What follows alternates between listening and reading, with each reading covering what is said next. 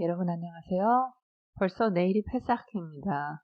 지난 몇 페사크를 돌아보니 미처 내면의 작업을 준비하지 못한 것이 문에 아쉬워서 이 메디테이트하고 반성할 수 있는 멋진 라비들의 커멘터리들을 간추리는 중입니다. 그중 하나는 라비 클로니무스 칼만 샤피라 월소 게토의 레베의 그 거룩한 불 애쉬 코데시에서의 7장을 가져와 봤습니다. 함께 보시죠.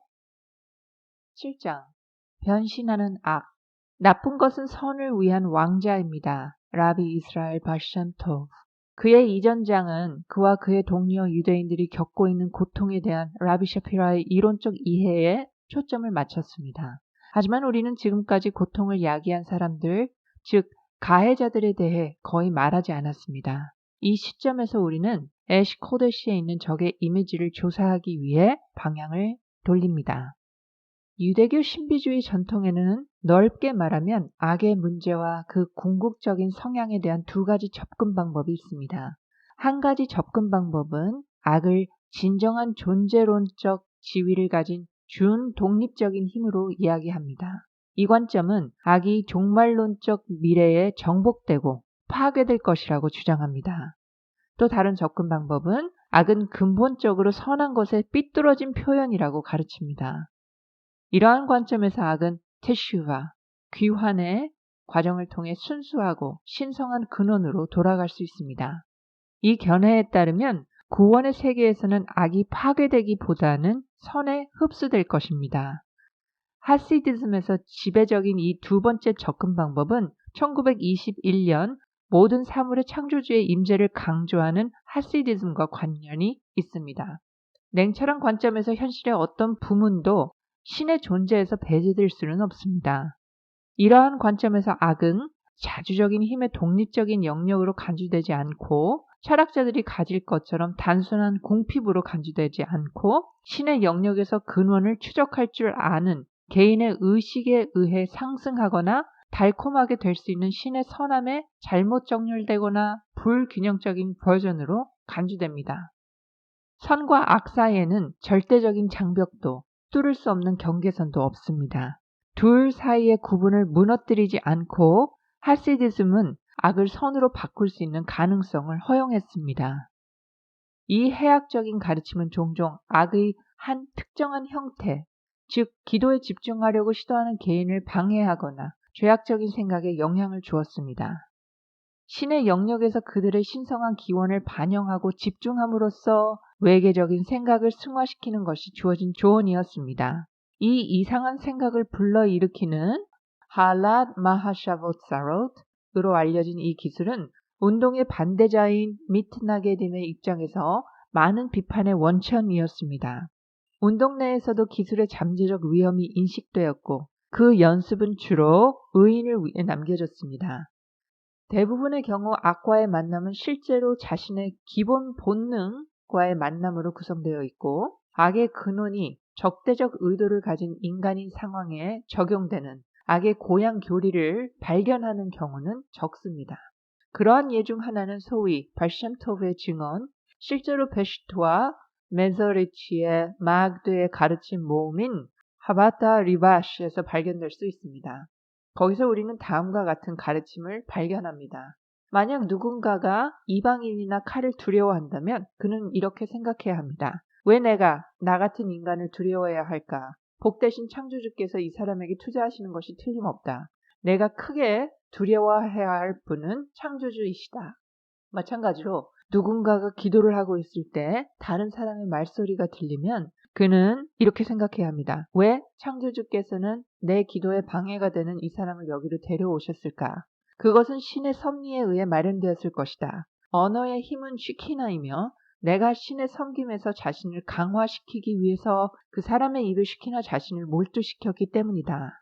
화자가 이방인이거나 어린이일 경우는 특히 더 그렇습니다. 쉬키나는 말하자면 그 사람 안에 있어서 그 생각이 기도에 더 큰 열정을 불어넣어야 한다는 것입니다. 하지만 지금 라비 샤피라께서 직면한 것은 훨씬 더 광범위한 문제였습니다. 반유대적인 잔인함과 비교도 할 수 없는 가혹함이었습니다. 그런 상황에서 악을 승화시키는 하시디즘적인 가르침에 대해 말할 수 있었을까요? 애쉬 코데시에서 라비 샤피라께서는 분리된 이론의 비윤리적인 입장에서가 아니라 유대인과 유대인적인 것들에 대한 인정되고 집요한 증오로 특정지어지는 너무 실제적인 적들의 공격을 겪으면서 이러한 편협한 관점을 유지합니다. 야콥과 에사브의 천사와의 투쟁. 우리는 이미 독일, 나치라는 단어가 애쉬 코데시에 나타나지 않는다는 것을 주목했고 이러한 단어들을 언급하는 것을 거부함으로써 라비 샤피라께서 토라와 그 표현 방식이 최고로 군림하는 신성한 영역을 만든다는 것을 제안했습니다. 그러나 가해자들에 대한 언급은 자주 있습니다. 에사브, 파라오, 아멜렉과 같은 성경적 원형의 관점에서 이것의 한 예는 1939년 11월 25일에 배달된 설교입니다. 파라샷 바이실락. 성경 본문은 야콥이 야복 강에서 수수께끼의 인물과 싸우는 이야기입니다. 전승에 따르면 야콥이 함께 싸운 인물은 실제로 악의 화신인 에스와 동일시되는 에사브의 수호천사였습니다. 라비 샤피라께서는 다음과 같이 쓰셨습니다. 그리고 그는 당신께서 저를 축복하지 않는 한 저는 당신을 떠나지 못하게 할 것이라고 말했습니다. 창세기 32장 26절 말씀입니다. 다음 사항을 이해해 봅시다. 우리 아버지 야콥께서는 왜 에사브의 수호천사가 자기를 축복해야 한다고 생각했을까요? 창조주께서는 이미 그를 축복하지 않았을까요? 나아가서 천사가 야콥에게 너의 이름이 무엇이냐 27절에서 그리고 자신의 이름을 몰랐을까요? 그러나 우리는 다음과 같은 답변을 제안할 수 있습니다. 페이트리아크스의 행위는 그들의 자손에게 징조라는 것이 잘 알려진 원칙입니다. 야코브는 천사를 만나 그와 싸웠다. 천사는 야코브의 허벅지 조인트 부분을 만졌다. 천사가 가려하자 야코브가 혼잣말로 말하였다. 내 아이들에게도 이런 패턴이 나타날까? 고난과 불행을 견뎌낸 후에 그들의 구원은 그들의 적들이 그들을 이기지 못하고 그들 적들의 손에 넘어가지 않고 위기 이전에 우세했던 상황으로 돌아갈 것이라는 사실에 국한될 것인가? 그럴 리가. 오히려 당신이 저를 축복하지 않는 한 저는 당신을 못 떠나게 할 것입니다. 고난이 끝난 후 창조주께서는 제 자손을 당장의 위기에서 벗어나게 하실 뿐만 아니라 결단력 있게 해방시켜 주십니다. 이제 우리는 에사브의 수호천사가 S라는 것을 알게 되었습니다. 메시아의 미래에는 죽음을 상징하는 그의 이름의 글자의 mem이 제거될 것입니다. 죽음은 영원히 삼켜질 것이다. 이사야후 25장 8절.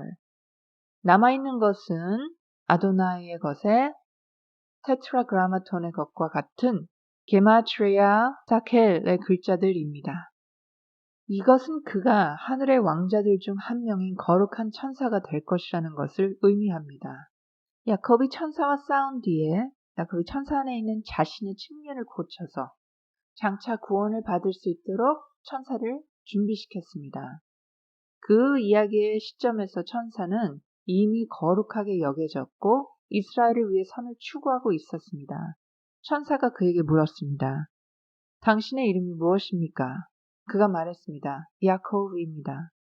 천사는 야콥의 이름이 그의 손이 에사브의 발 뒤꿈치를 잡고 있던 때 창세기 25장 26절에 이것과 관련이 있다고 대답했습니다.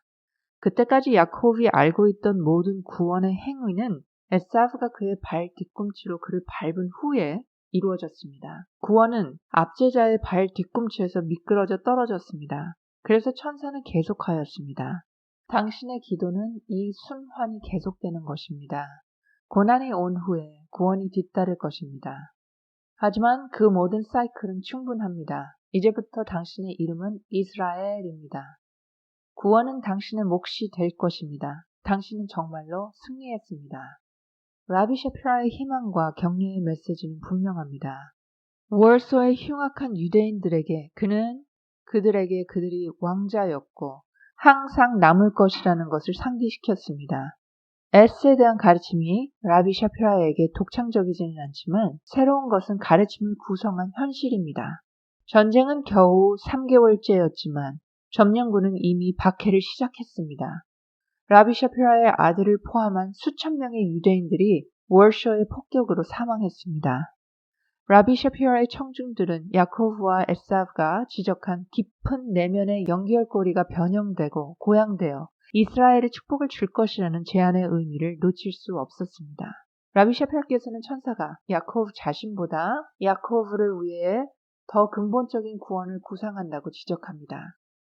야코브는 단지 그의 박해자들과 고난으로부터 구원을 청할 뿐이지만 천사는 이스라엘이라는 이름으로 그를 축복하여 그의 적들의 계획이 시작되기도 전에 좌절될 것임을 알려줍니다. 이것이 승리와 변화된 운명의 진정한 척도입니다. 아말렉. 위 지문에는 이스라엘의 적대 행위에 대한 구체적인 설명이 없습니다. 그러나 몇몇 다른 장소에서 라비 샤피라께서는 적을 매우 구체적인 방식으로 묘사하여 성경 원형의 현대적인 예시가 실제로 누구인지 투명하고 분명하게 하십니다. 이것의 특징적인 예는 파라샤 자콜, 1940년 3월 23일의 담화인데 그의 주제는 이스라엘과 아말렉 사람들과의 전투, 신명기 25장 17절에서 19절입니다. 라비 샤피라께서는 다음과 같이 쓰고 계십니다. 성경은 여기서 아말렉이 여러분과 싸우기 전에 여러분 중에는 아말렉이 자랑했던 세속적인 지혜가 매력적인 사람들이 있었다는 것을 암시하고 있습니다. 그러므로 여러분은 토라에 대한 열정과 토라의 지혜가 식었습니다. 당신은 사실상 세속적인 지혜 또한 존경할 만합니다. 그것은 또한 윤리적인 행동을 제시합니다. 그것은 이 물리적인 세계의 개선에 기여합니다. 라고 말했습니다. 창조주께서는 아말렉이 자랑하는 모든 지혜로 여러분을 끌어들이도록 일을 처리하시고 여러분을 위해 그의 모든 악행과 마음의 반칙과 살인적인 인격과 그의 지혜의 퇴폐를 드러내셨습니다. 그래서 토라는 우리에게 암시를 줍니다. 아말렉이 여러분에게 한 일을 기억하십시오. 여러분이 한 개인으로서 여러분에게 한 일을 기억하십시오. 그가 어떻게 당신을 시키셨는지.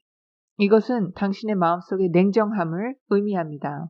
아말렉이 당신에게 그의 지혜는 존경할 만합니다. 라고 말할 수 있도록 영향을 미쳤습니다. 신께서는 그것을 금지하십니다. 이제 여러분은 그의 지혜가 얼마나 매력적이었는지를 실제로 경험하고 있습니다. 그러므로 하실멜로킴께서 우리에게 안식을 주실 때에 여러분은 아말렉의 기억을 지워버려야 합니다. 적어도 지금부터 창조주의 도우심으로 여러분이 그분께서 도움을 받고 그것이 지워질 때 여러분은 적어도 세상의 모든 지혜에는 선함이 조금 더 없다는 것을 깨달아야 합니다. 그들은 아름답게 설교할 수 있지만 그들의 속은 진흙과 썩은 것으로 가득 차 있습니다. 그들이 필요할 때 또는 그들이 단지 원할 때 그들이 인격의 우수성을 주장하기 위해 고안한 모든 지적인 규율과 분석 대신에 늘 이제 절도, 강도, 살인 그리고 모든 다른 부패한 행동들이 좋다고 주장하는 지적인 규율과 분석을 생산합니다. 우리의 신성한 토라와 그 신성한 지혜는 그렇지 않습니다.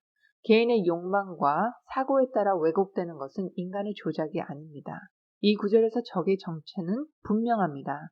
나치 독일은 유형학적으로 아말렉과 동일시됩니다. 여기서 라비 샤피라께서는 독일 철학의 윤리적 가식과 국가 사회주의가 설파한 도덕적 반전을 폭로하는 것에 주로 관심을 주시지만 그분의 묘사는 악의 마음의 반칙, 살인적인 성격, 수렁과 부패, 이것이 그가 육신과 피가 흐르는 인간의 행동에 공포로 반응하고 있다는 것에 의심의 여지가 없습니다. 우리는 또한 저항에 대한 요구가 전적으로 영적인 면에 집중되어 있다는 것을 주목해야 합니다. 하늘 아래서 아말렉의 기억을 지워버리라는 성경적 인간 날짜는 아말렉의 이데올로기의 잔재, 즉 그들의 거짓되고 오도된 철학을 의식에서 지우라는 계명으로 해석됩니다. 뱀 6개월 후인 1940년 9월 21일에 전달된 또 다른 담화는 최초의 성경적 악의 상징인 뱀에 관한 것입니다. 그의 드라셔에서 라비 샤피라께서는 뱀을 딘, 엄중함의 형이상학적 힘의 발현으로 취급합니다. 그분께서는 다음과 같이 쓰셨습니다. 산헤드린 59b에서는 다음과 같은 구절이 있습니다. 라바이 시미온 벤 마나시아는 다음과 같이 말씀하셨습니다. 위대한 하인을 잃은 것에 대해 슬퍼합니다. 그 뱀이 저주를 받지 않았다면 모든 이스라엘 사람은 값비싼 뱀 2마리를 가지고 있었을 것입니다. 하나는 북쪽으로, 하나는 남쪽으로 보내어 값비싼 보석과 진귀한 돌들과 진주를 가져오게 했을 것입니다. 왜 정확히 모든 악이 나타난 뱀이었을까요? 이스라엘을 섬기는 귀중한 사자가 될 사람은 누구입니까? 왜 다른 동물과 짐승들도 똑같이 잘 섬기지 못했을까요? 답은 베니스 16a 1장 1일 수 있습니다. 예루살렘의 폐하에 다음 구절이 있습니다. 라바이 시미온 벤 가말리엘께서 말씀하시기를 뱀이 물었다. 물어뜯는 것에서 어떤 즐거움을 얻나? 사자는 먹잇감을 공격하고 잡아먹고 늑대는 먹잇감을 공격하고 잡아먹지만 당신은 물어서 어떤 이득을 얻나? 그분께서 대답하십니다. 하늘의 명이 나에게 물라고 하지 않았다면 나는 정말 그렇게 하지 않았을 것이다. 이것은 모든 짐승들이 그들의 필요를 충족시키기 위해 그들의 이익을 위해 공격한다는 것을 의미합니다. 그러나 뱀은 자신의 이익을 위해 자신의 필요를 충족시키기 위해 공격하지 않습니다. 이것은 만약 누군가가 자신의 이익을 의도하지 않고 행동을 한다면 그러한 개인은 위대한 선의 원천이 될 수 있다는 것을 암시합니다. 그를 막는 것은 단지 저주일 뿐입니다. 신께서 육식 동물을 잡아먹는 짐승을 이용해 보복을 할 때 동물들이 먹고 그들의 욕구를 충족시키는 것은 자연스러운 일이기 때문에 하늘의 딘은 자연의 질서에 투자됩니다. 그러나 창조주께서 먹이를 잡아먹을 마음이 없고 공격해도 아무런 이득을 얻지 못하는 뱀을 이용하여 보복을 보내실 때 그것은 자연의 질서를 갖추지 않고 맨몸으로 딘이 계시하는 것입니다. 그 순간 뱀은 먹으려 하지 않고 공격으로부터 아무런 이득도 얻지 못하기 때문에 그것은 순수하고 단순한 딘입니다. 이것이 탈무드가 의미하는 바입니다. 우리는 뱀이 저주를 받은 후에 벌거벗은 딘을 보여줄 수 있다는 것을 발견했기 때문에 이것으로부터 뱀이 저주를 받지 않았다면 자연 질서의 매개 변수를 넘어서 그에 상응하는 위대한 선을 우리에게 부여했을 것이라고 결론을 내릴 수 있습니다. 따라서 우리가 그들을 볼 때 창조주께서는 우리를 살려주시고 고문자에게 아무런 이익도 주지 않는 방식으로 우리를 고문하고 괴롭히십니다. 이것은 자연 질서에 얽매이지 않는 딘의 계시와 같습니다. 우리가 회개하고 창조주께 기도할 때 그분께서는 자연의 질서를 초월한 계시로 우리를 구원하실 것입니다. 그리고 그것이 우리가 이러한 엄청난 문제들 앞에서 우리 자신을 강화하는 능력을 이해하는 유일한 방법입니다. 우리의 문제들이 부자연스럽고 자연의 질서에 얽매이지 않는 것처럼 우리가 스스로를 회복할 수 있는 것은 초자연적인 노력에 의해서만 가능한 것입니다. 그렇지 않다면 우리가 어떻게 그것을 할 수 있는지 이해할 수 없습니다. 하지만 이것이 바로 이 시기에 우리 자신을 강화하는 것이 딘을 신성한 엄격함, 라카민, 신성한 자비로 바꾸는 효과가 있는 이유입니다. 그것은 모두 자연 질서의 복장을 초월하는 계시이기 때문입니다. 라바이 샤피라께서는 이 설교에서 홀로코스트의 역사가들을 나중에 괴롭힌 이 가해자들의 명백한 비전적인 이상주의를 지적합니다. 나치가 유대인들에게 지시한 증오는 근거가 없을 뿐만 아니라 그들 자신의 국가 복지에 역기능적이고 역효과를 낳았습니다. 기차와 다른 자원들이 유대인들을 죽음으로 실어 나르기 위해 군대로부터 전용되었기 때문에 유대인들의 파괴가 독일의 전쟁 노력보다 더 우선적이었다는 지적이 자주 제기되었습니다. 유럽과 모든 마지막 유대인에 대한 수색은 대단한 열정과 일편단심으로 수행되었습니다. 이것이 바로 라비 샤피라께서 자신의 먹이를 공격하면서 개인적인 이익을 얻지 못하는 뱀의 이미지에서 지적하는 현실입니다. 뱀이 파괴 행위에서 보여주는 역기능적인 열정은 설명할 수 없는 어둠의 반공명으로 나타납니다. 그러나 바로 이 깨달음을 통해 라비 샤피라께서는 구원의 세계에서 적의 사심 없는 이상주의가 합리적 이해의 자연적 질서를 넘어 기적적인 방식으로 선과 이스라엘의 이익으로 바꾸기를 희망할 수 있습니다. 이 모티브는 라비 샤피라께서 게토에 있는 독사의 독한 분노에서 희망의 불꽃을 찾을 수 있게 해줍니다.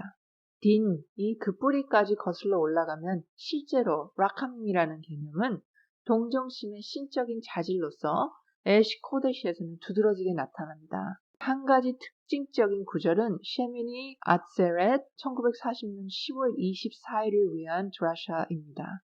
라비 샤피라께서는 다음과 같이 쓰셨습니다. 딘의 계시는 라캄임의 계시 위에 있다.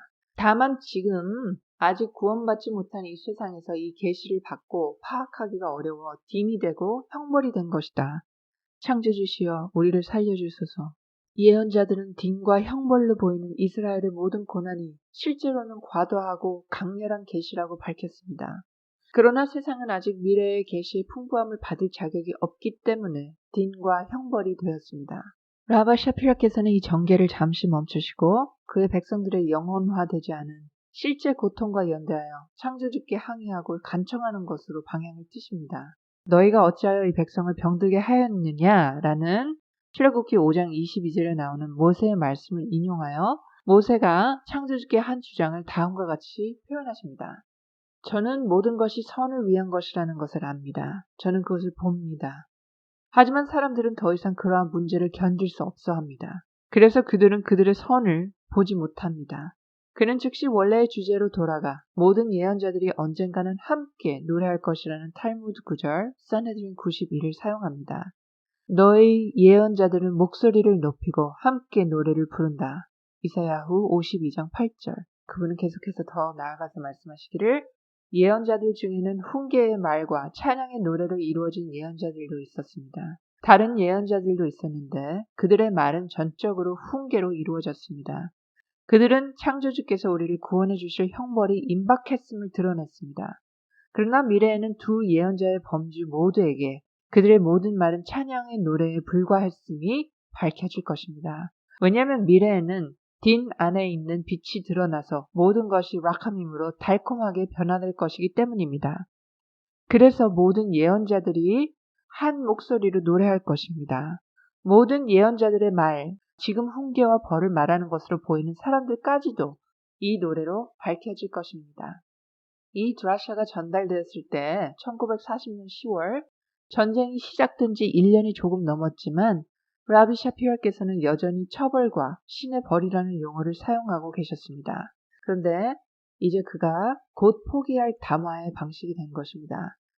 비록 그분께서 그것을 명시적으로 말씀하시지 않으셨지만 사람들은 이 시점에서 그분께서 적을 신성한 응징의 매개자, 신의 응징의 지팡이로 보았다는 결론을 내리게 되었습니다. 이 드라샤에서 여전히 지배적인 메시지는 딘으로 인식되는 어둡고 고통스러운 사건들이 락함임으로 변형될 수 있다는 하시디즘의 확신입니다. 악을 선으로 승화시키기. 6장에서는 우리가 위에서 보았듯이 라비 샤피라께서는 처음에는 고통에 대한 전통적인 보상, 성체 이해를 따르지만 그분이 곧 사건을 신의 벌로 언급하는 것을 중단하시고 결국 그 보상, 처벌, 모델이 개토에서 일어나고 있는 것에 적용되지 않았다는 것을 인정하십니다. 이 변화는 1942년 2월 14일에 주어진 드라샤에서 분명히 식별할 수 있습니다. 전쟁은 이제 3년째에 접어들었고 월서의 유대인들은 학살 수용소의 첫 보고로 휘청거리고 있었습니다. 라비 샤피라께서는 더 이상 적을 신의 징벌의 도구로 말씀하지 않습니다. 오히려 적의 언행이 악으로 낙인 찍힌 게 분명합니다. 그럼에도 불구하고 이 시점에서도 그분께서는 악은 항상 선에 대한 변절이며 그의 에너지적인 불꽃이 포착되고 잘못된 방향으로 향하지만 정확하게는 악의 살아있는 힘이 선에 왜곡된 형태이기 때문에 그것은 그것의 신성한 근원으로 변환되고 달콤하게 돌아갈 수 있습니다. 그는 다음과 같은 생각을 제시하십니다. 우리는 물리적 세계가 토라로부터 멀리 떨어져 있거나 반대라고 생각해서는 안 됩니다. 그렇지 않고 토라의 목소리는 전 세계에서 들립니다. 세상도 창조주의 말씀으로 창조되었기 때문입니다. 그분의 말은 세상의 본질입니다. 단지 인간은 세상을 부정적으로 이용하고 그로 인해 세상을 파괴할 뿐입니다. 누군가가 좋은 목적을 위해 세상을 사용할 때 토라와 섬김을 위해 세상 자체가 그를 도와줍니다. 시나이 산에서 토라의 계시가 있을 때 온 세상에서 토라의 목소리가 들렸습니다. 지금도 토라의 목소리는 외부 세계뿐만 아니라 어디에서나 들을 수 있습니다. 세상은 창조주의 말씀으로 만들어졌고 토라는 창조주의 말씀입니다. 그래서 사실은 신은 하나, 그리고 창조주의 말씀은 하나이기 때문에 창조물에서 창조주의 말씀과 토라에서 창조주의 말씀은 실제로 하나입니다.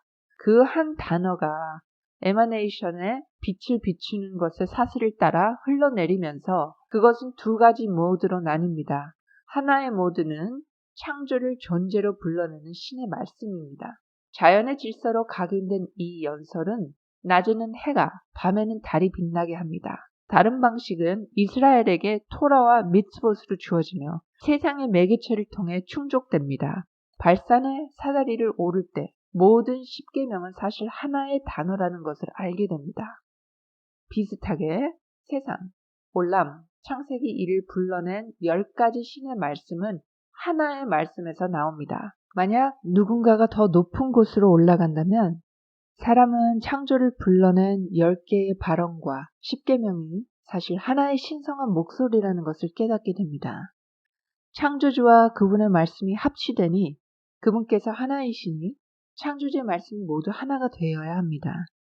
그래서 한 개인이 올라올 때, 토라에 있는 창조주의 목소리와 하나가 되어서 올라올 때 그러한 개인은 세상 전체로부터 토라의 소리를 듣게 됩니다. 새들의 쥐저김, 소들의 울음소리, 인간들의 목소리, 그리고 소란스러움에서 이 모든 사람들로부터 토라에 있는 창조주의 목소리, 끊임없는 목소리를 듣게 됩니다. 그러한 의식이 이루어지면 모든 악이 선으로 승화되고 이스라엘의 적들이 그녀에게 불리하게 말하는 모든 악담이 모두 토라의 목소리로 변하게 됩니다. 이 말들조차도 우리가 발견한 대로 세상의 일부이기 때문에 이것이 뒤따라야 합니다. 그들의 생명력은 사악한 담론으로 발전한 토라에서 창조주의 음성에 뿌리를 두고 있습니다. 이것이 의미하는 바는 간단히 말해서 토라, 레위기 26, 신명기 28의 홍계의 말씀이 창조주께서 금지하신 대로 이스라엘의 적들 중 하나가 유대인들을 공격하거나 괴롭히라는 요구를 할 정도로 구체화되었다는 것입니다. 그러나 우리가 모든 것을 토라와 결합할 때 위에 묘사된 통일의 명상적 의식을 달성함으로써 그것들은 모두 토라의 목소리로 승화되고 모든 악은 달콤함으로 변화됩니다. 라비 셰피라의 말씀은 그와 게토의 다른 주민들을 공격했던 증오로 가득 찬 말과 행동을 더 높은 수준으로 끌어올리기 위한 그의 노력을 분명히 반영합니다. 그분은 구체적인 환경에서 악을 추출하고 그것을 의식 속에서 상승시키고 승화시키고 마침내 그것을 근원으로 되돌림으로써 그것을 변형시키려고 시도하십니다. 이러한 정신적 변화의 과정을 이 늦은 시기에 구상할 수 있다는 것, 상황에 비추어 명상적 승화의 실천에 대해 설교할 수 있다는 것은 정말 놀라운 일입니다. 애쉬 코데시에서 적의 이미지의 마지막 예가 하나 있습니다. 그것은 여러 가지 면에서 책이 이미 닫혀있던 시기에서 온 것입니다. 하누카 1941년 12월에 전달된 담화에서 라비 셰피라께서는 현재 유대인들이 겪고 있는 고통과 박해가 유대인 역사에서 비교할 수 없는 것은 아니라고 말씀하셨습니다. 성전이 파괴될 당시 베타와 다른 시기와 비슷한 박해가 있었습니다. 하지만 약 1년 후인 1942년 11월 27일 라비 셰피라께서는 이 담론에 대한 후기를 쓰셨습니다. 1942년 여름에 대규모 추방이 있은 후였습니다. 월서의 유대인 대다수는 이미 트래블링카로 끌려갔습니다. 그 후기는 다음과 같습니다. 가스 체인버 1942년 여름이 끝날 때까지만 그러한 고통이 이전에 경험된 경우였습니다.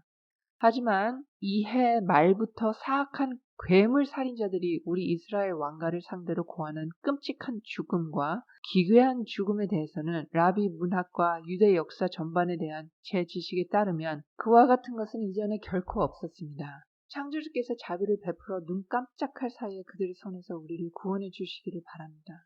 적과 맞서고 초월하기. 우리가 제시한 자료에서 일반적인 패턴을 식별하는 것이 남아 있습니다. 우리는 먼저 애쉬 코데시에서 상징적인 용어로도 적에 대해 이야기하는 구절이 상대적으로 적다라는 것에 주목합니다. 이것은 우리가 설교자로서 라비 셰피라가 청중들이 너무 잘 알고 있는 것, 즉 적의 얼굴에 대해 깊이 생각할 필요가 없었다는 것을 기억할 때 놀라운 일이 아닙니다. 그의 임무는 오히려 그의 무리를 고무시키고 고양시키고 교화시키는 것이었습니다. 그러기 위해서는 다른 곳으로 관심을 돌려야 했습니다. 그러나 작가가 설정한 정신적 경계를 뚫고 적의 모습이 통과할 때 나타나는 패턴이 있을까요? 라비 셰피라의 관심이 게토의 잔학 행위에 대한 세속적이고 살벌한 가해자들에게 집중될 때 그의 경멸과 공포는 극명하게 증거가 됩니다. 그런 다음 그는 그들의 악의성, 마음의 더러움, 그들의 괴물적이고 살인적인 성격, 그들의 수렁과 부패에 대해 이야기하십니다. 그러나 그가 하시디즘 담론과 신학적 이해의 세계로 이동할 때 그는 반복적으로 우리에게 말하는 것처럼 모든 것이 좋은 판단의 감미로움이라는 숭고한 평면으로 들어갑니다. 뱀이 큰 은인이 되고 S가 거룩한 천사로 변하는 것은 바로 이 초자연적인 영역입니다.